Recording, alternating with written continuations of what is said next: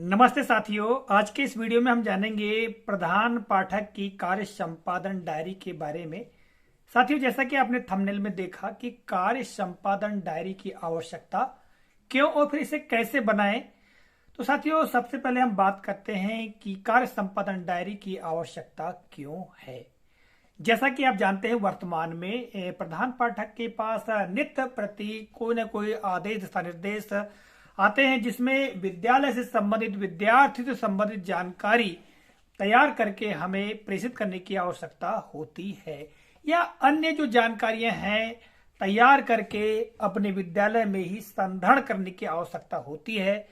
तो साथियों, ऐसी स्थिति में हमें उन कार्यों की सूची तैयार कर लेना चाहिए कि कौन से कार्य हमको करने हैं और उनको करने की अवधि कौन सी है। तो इससे ये होगा कि हमारे जो कार्य संपादन जो है वो समय पर हो पाएंगे और जो समय है उसका भी बचत होगा और किसी तरह से भी हमारा विद्यालय पीछे नहीं रहेगा। हम सारे कार्यों को समय पर संपादित कर देंगे। तो साथियों, आइए अब जानते हैं कि प्रधान पाठक की कार्य संपादन डायरी में कौन कौन से खंड होने चाहिए या किस तरह से हम बना सकते हैं। साथियों, यहाँ पर जो भी आप खंड देख रहे हैं, तो यह आवश्यक नहीं है कि ऐसे ही खंड आपको बनाने हैं। आप अपने तरीके से भी कार्य संपादन डायरी बना सकते हैं, किंतु प्रत्येक संस्था प्रमुख को कार्य संपादन डायरी बना ही लेना चाहिए, जिससे कार्यों का संपादन समय पर हो सके।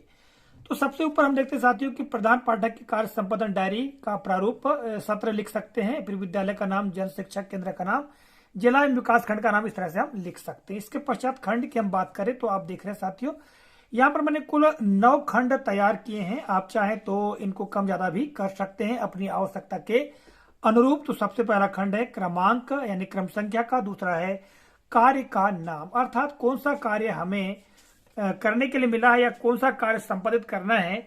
ठीक है, जैसा कि आप देख पा रहे हैं, तो इसमें हम उसका विवरण दे सकते हैं कि हमको ये कार्य करना है। दूसरा है कार्य का आदेश एवं दिनांक, यदि कोई दिशा निर्देश हमको प्राप्त हुआ है, चाहे जिला से, विकास खंड से या राज्य स्तर से, तो उस आदेश का विवरण हम यहाँ पर दे सकते हैं, या किस तरह से मौखिक जानकारी या मौखिक आदेश प्राप्त हुआ है तो उसका विवरण हम यहाँ पर दे सकते हैं।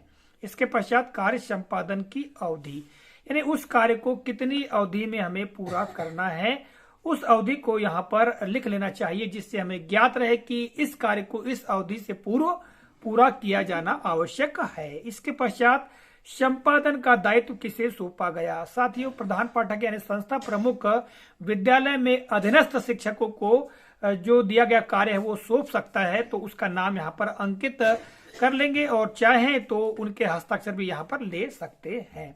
ठीक है, इसके पश्चात कार्य पूर्ण या अपूर्ण, यानी समयावधि तक, जो समयावधि दी गई है उस तक कार्य पूर्ण है या अपूर्ण है। पूर्ण है तो पूर्ण लिख देंगे, ठीक है, और यदि अपूर्ण है तो यहाँ पर अपूर्ण दर्शाना होगा। यदि कार्य अपूर्ण रहता है तो फिर अगले खंड में लिख सकते हैं कार्य अपूर्ण रहने का कारण, क्या कारण है।